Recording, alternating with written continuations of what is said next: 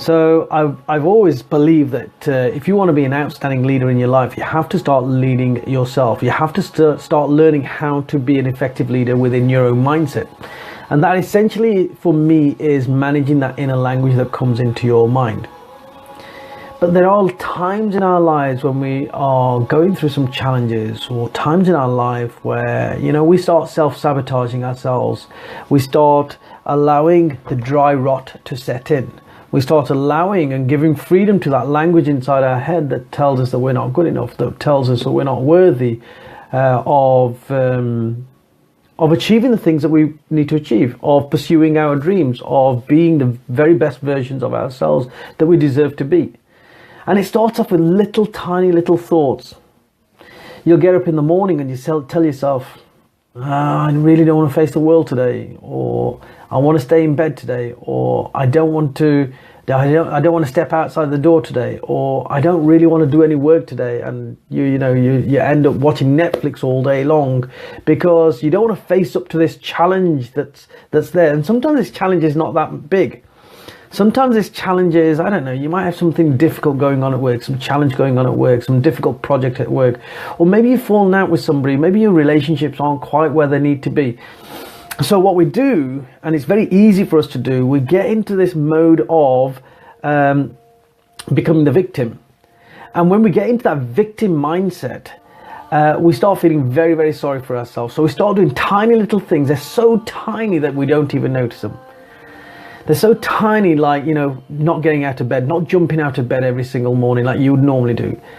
It is about becoming that couch potato for a day. It is about not making the phone calls, not reaching out to people, not having the conversations, not stepping outside your front door, not going to the gym as you would normally do, not eating the right things as you would normally do, binging out on junk food that is bad for your body, but you're in this self-sabotaging, self-destructive mode, so you really don't care anymore. Knowing that you'll probably regret it later on.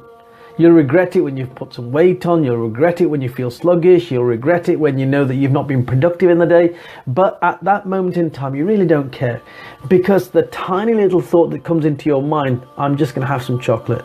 The tiny little thought in your mind, I'm not getting out of bed. The tiny little thought in your mind, I'm just going to sit here and watch Netflix or watch television all day, daytime TV. The tiny little thought that comes into your mind, say, I can't afford to miss the gym one day. The tiny little thought that tells you, I'm not going to ring my friend today. I promised my friend that I would ring them today. I'm not going to ring them today. I'm not going to go out as I promised. I'm not going to go for that walk. I'm not going to do this thing that I promised myself or somebody else. So these tiny little incremental things that we do throughout the day start increasing and start joining up. Chocolate is my feel-good food. You know what? At this moment in time, Claire, I'm trying to be a really good boy. As of yesterday, I decided I need to take sugar out of my life for a week or two, just to get back into some sort of level of balance with myself. So I'm not even going to talk about chocolate.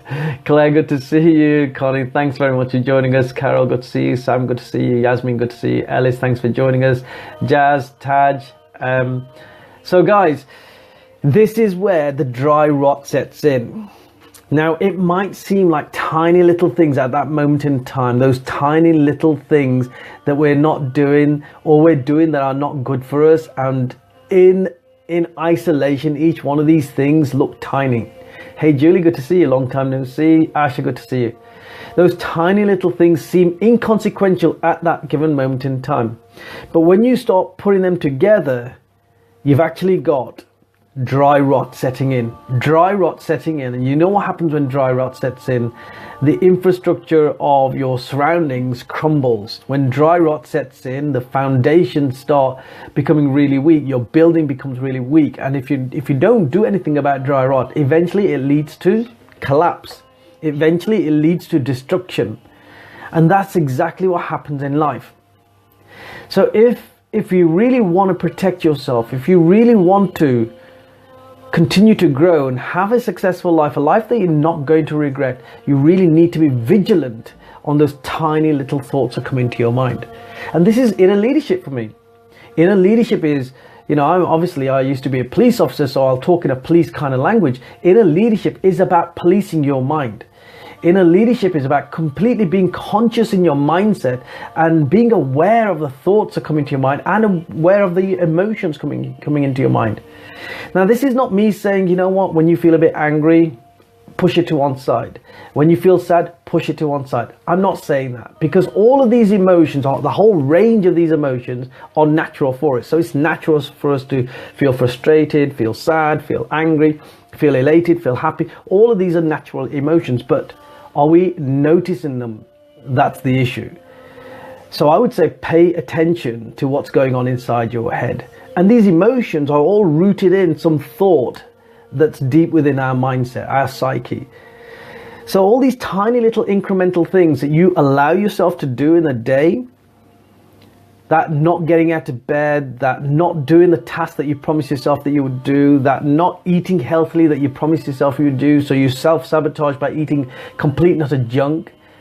And one day leads to 2 days, leads to 3 days, leads to 4 days, and before you know it, it becomes a lifestyle. So, if you truly want to practice inner leadership, if you truly want to prevent that rot setting in, or if that rot is beginning to set in right now, it can be reversible. It's not irreversible.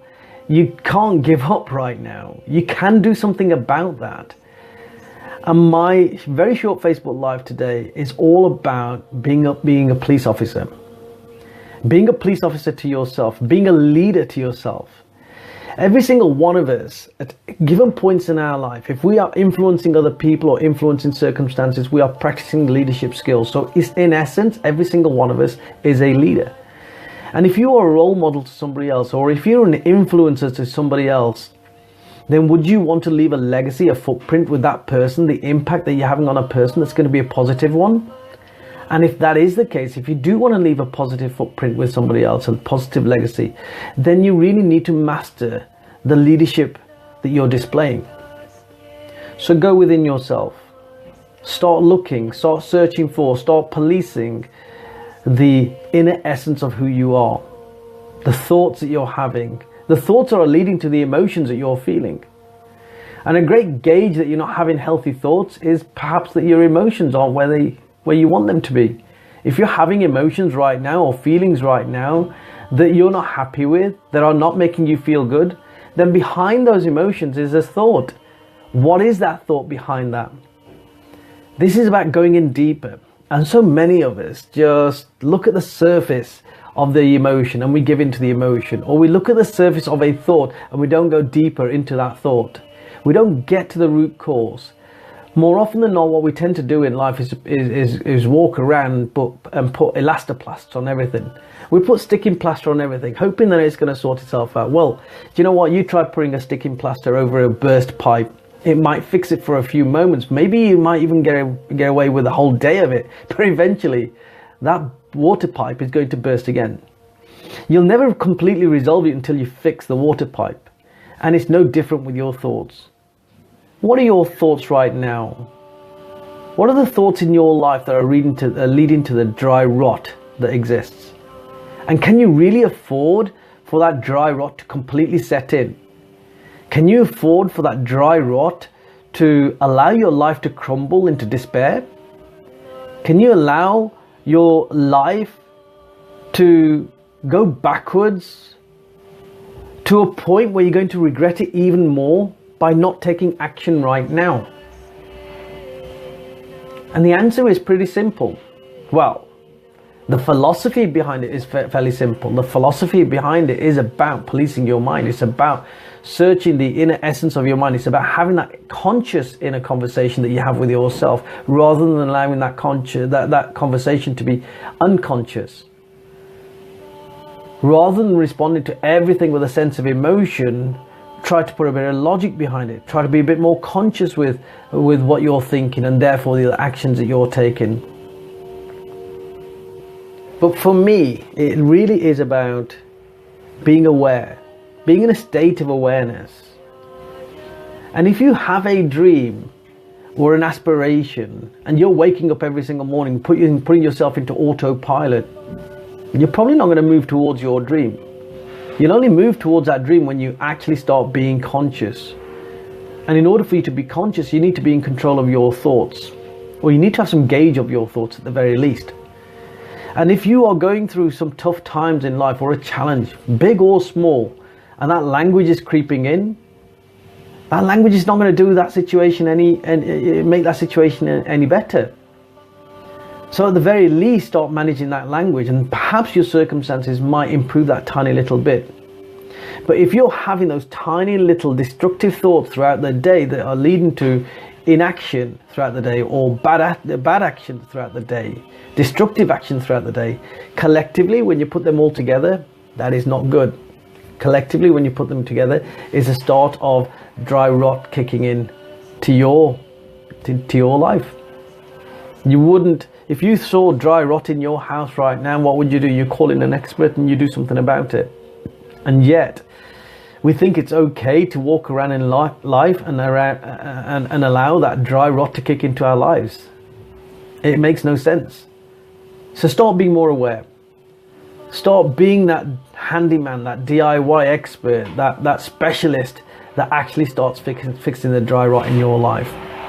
Just take notice of those incremental, tiny little actions and thoughts that you're having throughout the day, and challenge each one as it arises.